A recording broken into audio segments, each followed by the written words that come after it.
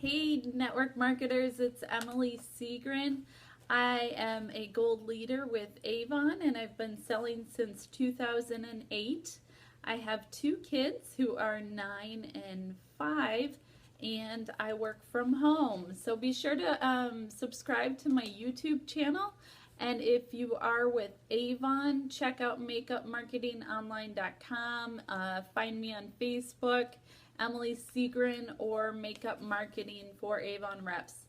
So let's talk about a very important topic. The busier you get and the more successful you are, the more important it is to stay organized and plan out your schedule and prioritize.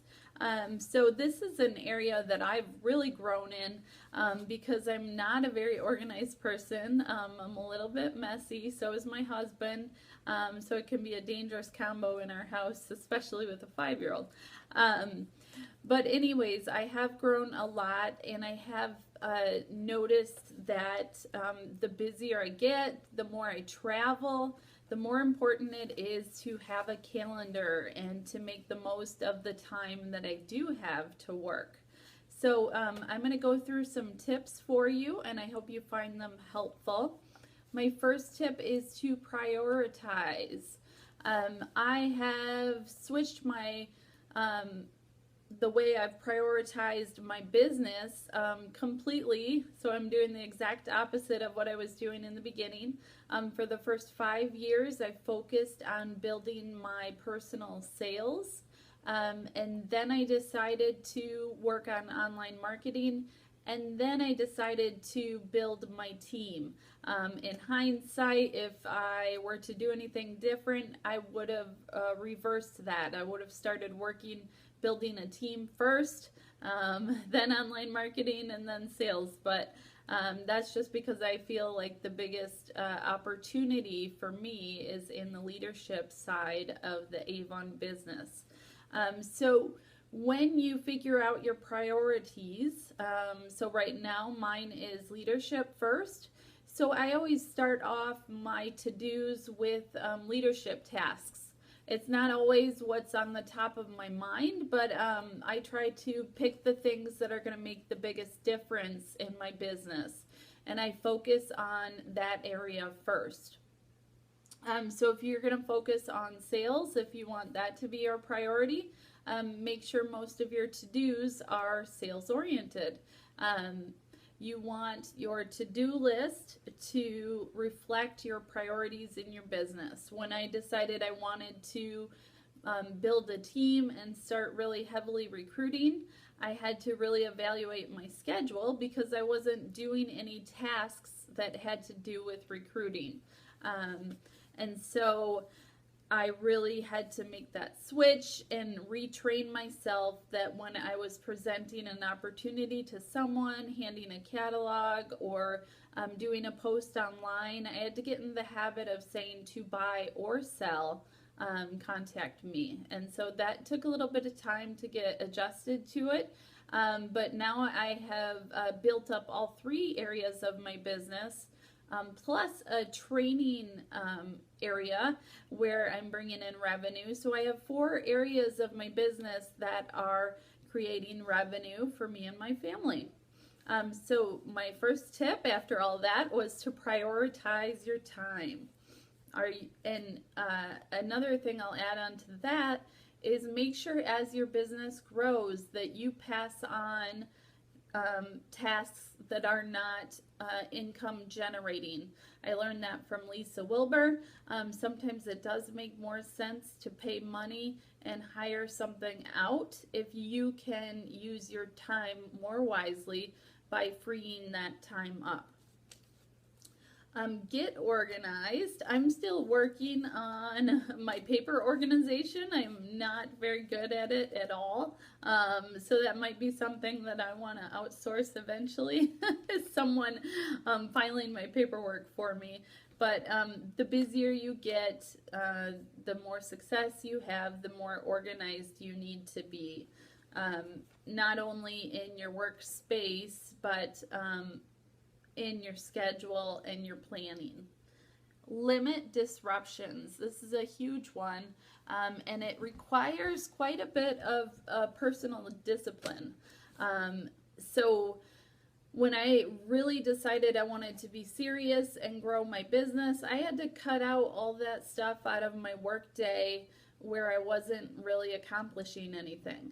I know we've all had those days where we feel like we're super busy, we're running around, we got so much to do, and then your husband or a friend or family member asks what you did today, and you can't even really come up with anything. So that means you probably were occupied by busy interruptions that were not helping you move forward in your business. So a few tips for that. I like to put my phone on airplane mode if I'm doing something and don't want to be interrupted, or the do not disturb. And I could also put it back in my bedroom where it charges so that I don't even see it at all. Another thing to do is to not be checking your email all day long. Not be getting on Facebook, answering everyone's questions and getting caught up in Facebook and not working. Limiting disruptions. I really need to be more disciplined in that area as well. But try to only check your email twice a day. Try only to get on Facebook twice a day unless you're getting on there for a business task. Another helpful tool with your phone is to set alarms. When we mix business and home, it's very important to stay on time, stay on schedule. So I like to set my alarm on my phone until, I grab it and I say, "Hey Siri, set an alarm for 2:30 so I can meet Josh at the bus stop." So it's as easy as that. I like to use Siri when I'm in a hurry or I'm multitasking. It's just easier to send a text or schedule an alarm that way. Take the time to plan. This is really, really important. And what I like to use, even though I'm not a paper girl, I do like my paper planner. I don't know why. I like to write it down. I like to check it off. I like this one. It's called Blue Sky, the brand is, and it is a weekly, monthly planner. So I get it off Amazon. I also bought them for my manager and my marketing assistant at the store so that they can stay organized as well. And it's nice because it has a monthly view. Hopefully you can see that. So I can, at the beginning of the month, plan out dates, days bills are due, payroll, when I need to place my orders. And then for each week, I also have all my to-dos written down. So I plan out the month ahead of time, and then as I go along and I have daily to-dos, I fill that in during the weeks. So it really helps me to stay on task, stay on schedule, and just feels good to check things off your list. So be sure and make sure you have some way of keeping track of dates and your to-dos. Let's see. Planning out your day. So make sure that before you actually start working, that you write down what you want to accomplish today. And sometimes those things that are on top of our head that we feel like we really need to do first, like respond to emails or check out Facebook, it's not what's going to be best for our business.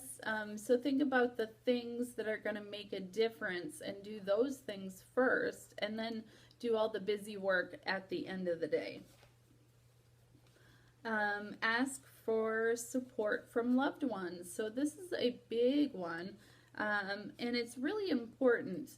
In order to have a smooth running household, you got to have that support from your family. My husband has a full-time job, and hopefully I'll be able to replace his income with my Avon business someday. But he's very understanding and allows me to do my work from home. He never complains that I'm too busy doing work or anything. And I'll ask him ahead of time. Say every month I do 3 different team calls, and that is about the only time that I really schedule something during family time, because I know that that's when my team members are available. So I do phone calls and webinars with my team, but I make sure that my husband knows the times that I won't be available and when I have to do business instead of help out the kids. That way he entertains them. He plays with them so that I can do my calls. So again, ask for support not only for your schedule, but if there's things that you can't accomplish all yourself, maybe your family wants to help out. I'm lucky to be able to have employees to delegate tasks to. Some people work better with delegating tasks to their kids or their neighborhood friend. Maybe you want to do it in exchange for product, but make sure you have that buy-in. Make sure, not the buy-in, but that you have that support from your family and loved ones. Take time to rest. This one might seem silly because this is how to make the most of your time. But rest is just as important as getting your tasks done. I got to tell you that I really have to kind of ground myself from doing work during family time or on weekends. I try not to work on weekends or nights anymore. And when I force myself to take that resting time, I notice that when I go to work, when I start working from home, I have a much more clear mind. So I actually accomplish a lot more because I did take that time to rest, to reboot, to reflect. So make sure you take time to rest. It's just as important as doing the work. Always build and increase productivity. So, like I mentioned, as my business has grown, I've delegated more and more tasks. The first time I really wanted to grow was for online marketing. So I pulled myself out of working in the stores. I own an Avon store. At one time I had 2, so I was really overwhelmed. But I pulled myself out of the stores because after 5 years of working in the stores, I wasn't making the sort of profit that would be life-changing. And I knew that I would be better off working from home, focusing on marketing tasks. And it was that year where I sold almost 50,000 online. Last year was almost 70,000 online. So it definitely was a smart business decision to pull myself out of the stores and focus on marketing. And as you grow, remember to delegate and pass on those tasks that might just be busy work, say labeling your books or delivering orders or what else? Putting together your flyers or whatever else, whatever that busy work is that you don't really enjoy and you think you could make better use of your time. I know a good one. I use Campaign Mailer to mail out books to my e-customers. So that is a task where I find it worth it to invest money versus using up my time to do catalog mailings. Hang out with positive, supportive people. Now when I say hang out, I don't necessarily mean like get together and talk about how positive your life is. I mean, surround yourself by positive people, whether it's your friends or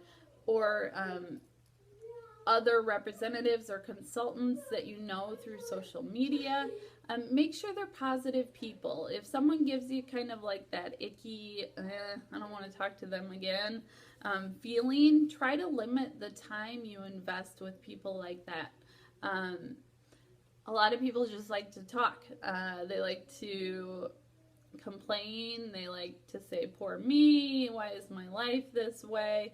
And they will keep you busy with just talking about their daily activities and what's going on in their life, what fight they had with their family, or, you know, what's going on that weekend that's going to keep them so busy. I don't mean to be rude. I don't mean for you to be rude to people, but make sure that you set boundaries with your time and that your communication is moving you forward again in your business, and it's not just all busy talk that takes up your time. This is kind of along the same lines. So don't let people around you that complain and place blame, play the victim, and don't do that yourself. Watch yourself. Do you complain? Think about how other people might see you on social media or on your blog or on Facebook. Are you constantly being negative? Do you see the glass half empty? If you do, you can change that viewpoint around. Stop your stinking thinking, and especially give yourself hugs. Be nice to yourself. We all know life isn't perfect. It's not always happy. It's up and down and up and down. But you don't want to portray your image as someone who's always down, someone who's always seeing the negative in things, because people will start turning their backs on you if you're always being the victim and saying, oh, my back hurts today, oh, this happened to me today. Stop your complaining and stop wasting your time. Do something about it. Make a difference. Change your schedule so that you are more productive. And one thing that I see consultants do is become the police. I talk about this in some of my other videos. But don't be the police. Don't sit there and say, well, she can't do that. Well, I saw in the rules and regulations on page 54 that you're not allowed to have this. Well, you know what? There's gray area. Think about, are you doing something ethical? Are you making the right decision? Are you providing value? Think bigger than what's on your pages that's telling you exactly how to run your business. You know, you need to step outside the box. You need to confront your fears and take risks here and there, because you're never going to get big if you don't take risks. And don't police other people. So don't sit there and tell other people how they should be running their business, how they should be doing this, should be doing that. Not allowed to do this, not allowed to do that. You're wasting your time. You could be building your business instead of trying to run someone else's business. Another thing is to not be customer service. I know, because I used to be in 3rd grade, that you want to be the one to answer questions. You know, if someone has a question, ooh, I know the answer to that. I'm going to be the first one to tell her. But it's not going to get you far. You're going to be helping other people all the time and not helping yourself or your team members. So watch how much you help others. I definitely recommend helping your own team, of course. That's what you're there for. But don't spend all of your time trying to help other consultants within your company. Take time for yourself. This is along the same lines as resting. Make sure that you do things to clear your mind, to not be so stressed out. Take time for yourself so that when you do have work time, you can focus and be productive. Let's see. If you are limited with time, say you're working a full-time job or you have a newborn and you're trying to get this direct sales business going, mix business and pleasure. So talk to the bank teller, talk to the gas station attendant, talk to the lady bagging your groceries. All you have to do is ask a question. Hey, would you like a catalog? Or wear a pin or a shirt if you aren't comfortable with bringing it up yourself. Maybe people will actually ask you about your business. Be a leader, not a follower. So I like to think of the analogy of looking through your rear view mirror. When you're driving, are you looking forward and planning out where you're headed? Or are you busy seeing who's behind you and who's on your tail? Be a leader, not a follower. So when you're on Facebook and you're on social media, provide value to people so that they want to hear from you. Don't just always be looking in your news feed and keeping up with everybody else's business. Blaze your own trail.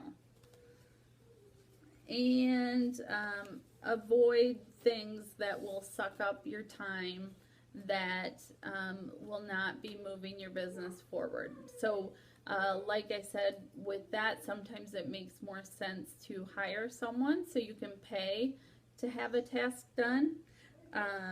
Sometimes you can get your family involved so that you can accomplish more in a short period of time. But be careful watch out for things that will waste your time and people that are wasting your time. You need to set clear boundaries, and you need to make sure that you are productive in your time that you have to work from home. So I hope you guys found this helpful, and be sure to subscribe to my YouTube channel. And if you are an Avon rep, check out Makeup Marketing Online. If not, you can find me under Emily Seagren. Thank you, and I hope you all have a successful week.